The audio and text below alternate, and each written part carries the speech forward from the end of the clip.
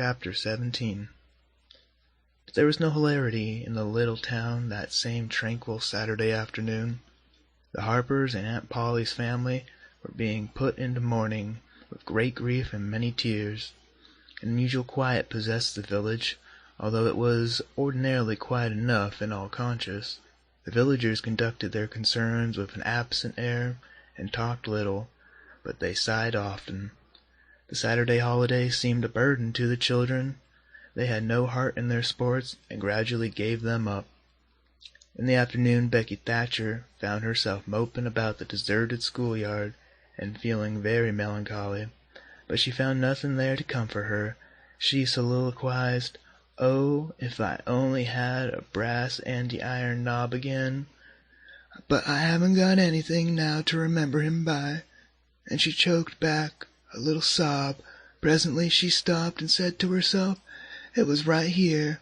Oh, if it was to do over again, I wouldn't say that. I wouldn't say it for the whole world.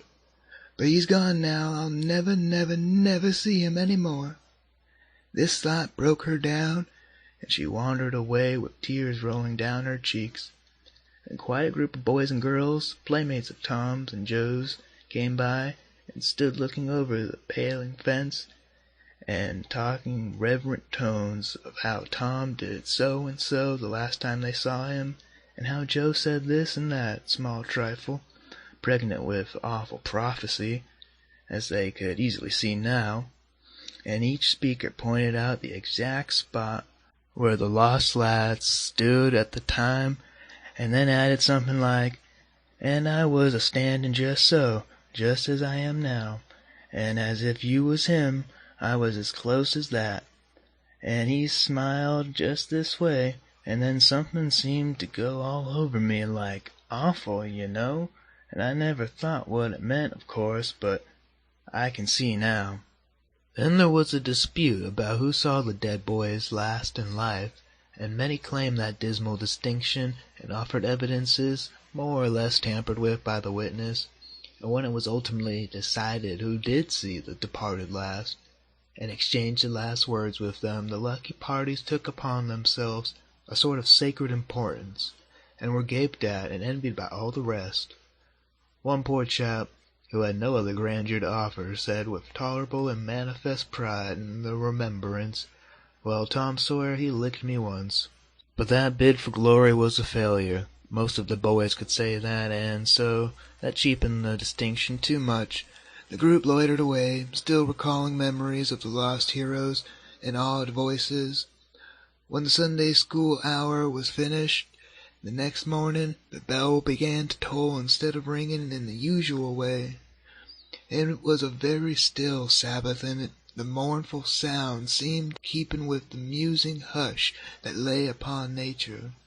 The villagers began to gather, loitering a moment in the vestibule to converse in whispers about the sad event. But there was no whispering in the house, only the funereal rustling of dresses as the women gathered to their seats, disturbed by the silence there. None could remember when the little church had been so full before. There was finally a waiting pause, an expectant dumbness, and then Aunt Polly entered, followed by Sid and Mary, and they by the Harper family, all in deep black, and the whole congregation, the old minister as well, rose reverently and stood until the mourners were seated in the front pew. There was another communing silence, broken at intervals by muffled sobs, and then the minister spread his hands abroad and prayed. A moving hymn was sung. The text followed, "I am the resurrection and the life." As the service proceeded, the clergyman drew such pictures of the graces, the winning ways, and the rare promise of the lost lads that every soul there, thinking he recognized these pictures, felt a pang in remembering that he had persistently blinded himself to them always before, and had persistently seen only faults and flaws in the poor boys. The minister related many touching incidences in the lives of the departed, too, which illustrated their sweet, generous natures, and the people could easily see now how noble and beautiful those episodes were, and remembered with grief that at the time they occurred they had seemed rank rascalities, well deserving of the cowhide. The congregation became more and more moved as the pathetic tale went on, till at last the whole company broke down and joined the weeping mourners in a chorus of anguished sobs, the preacher himself giving way to his feelings and crying in the pulpit. There was a rustle in the gallery, which nobody noticed. A moment later the church door creaked. The minister raised his streaming eyes above his handkerchief and stood transfixed. First one and then another pair of eyes followed the minister's, and then almost with one impulse the congregation rose and stared while the three dead boys came marching up the aisle, Tom in the lead, Joe next, and Huck, a ruin of drooping rags, sneaking sheepishly in the rear. They had been hid in the unused gallery listening to their own funeral sermon. Aunt Polly, Mary, and the Harpers threw themselves upon their restored ones, smothered them with kisses, and poured out thanksgivings, while poor Huck stood abashed and uncomfortable, not knowing exactly what to do or where to hide from so many unwelcoming eyes.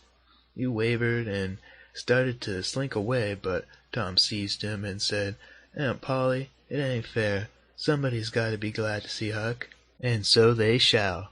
I'm glad to see him, poor motherless thing." And the loving attentions Aunt Polly lavished upon him were the one thing capable of making him more uncomfortable than he was before. Suddenly the minister shouted at the top of his voice, "Praise God, from whom all blessings flow. Sing, and put your hearts in it." And they did. Old Hundred swelled up with a triumphant burst, and while it shook the rafters, Tom Sawyer the pirate looked around upon the envying juveniles about him and confessed in his heart that this was the proudest moment of his life. As the souled congregation trooped out, they said they would almost be willing to be made ridiculous again to hear Old Hundred sung like that once more. Tom got more cuffs and kisses that day, according to Aunt Polly's varying moods, than he had earned before in a year, and he hardly knew which expressed the most gratefulness to God and affection for himself.